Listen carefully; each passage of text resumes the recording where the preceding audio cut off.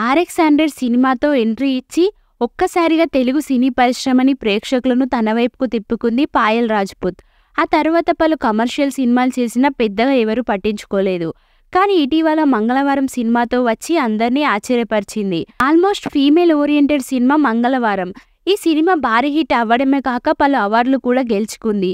ఈ సినిమాలో పాయల్ రాజ్పుత్ నటన చూసి అంతా ఆశ్చర్యపోయి అభినందించారు. ప్రస్తుతం పాయల్ వరుస సినిమాలతో బిజీగానే ఉంది. ఇక సోషల్ మీడియాలో కూడా పాయల్ యాక్టివ్గా ఉంటుంది. ఇటీవల పాయల్ నుంచి రక్షణ అనే సినిమా రాబోతుందని, అందులో పాయల్ పోలీస్ ఆఫీసర్గా నటించబోతుందని ప్రకటించి పోస్టర్స్ కూడా రిలీజ్ చేశారు. తాజాగా పాయల్ రాజ్పుత్ ఈ రక్షణ సినిమాని ఉద్దేశిస్తూ తన సోషల్ మీడియాలో సంచలన పోస్ట్ చేసింది. ఆమె తన పోస్ట్లో రక్షణ అని ఒక సినిమా ఉంది. అది 2019-20 మధ్యలో షూట్ చేశాము.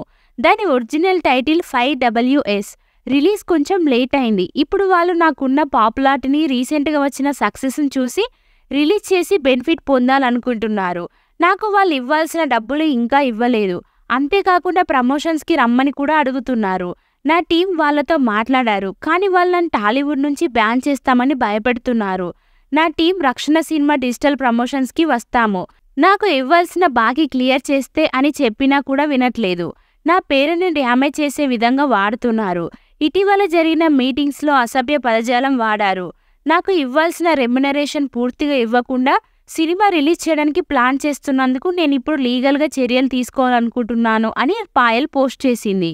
దీంతో ఇప్పుడు పాయల్ చేసిన పోస్ట్ వైరల్గా మారింది. టాలీవుడ్లో పాయల్ పోస్ట్ చర్చగా మారింది. మరి పాయల్ని భయపెట్టిన నిర్మాతలు ఎవరో, వాళ్ళు దీనికి ఎలాంటి సమాధానం ఇస్తారో చూడాలి.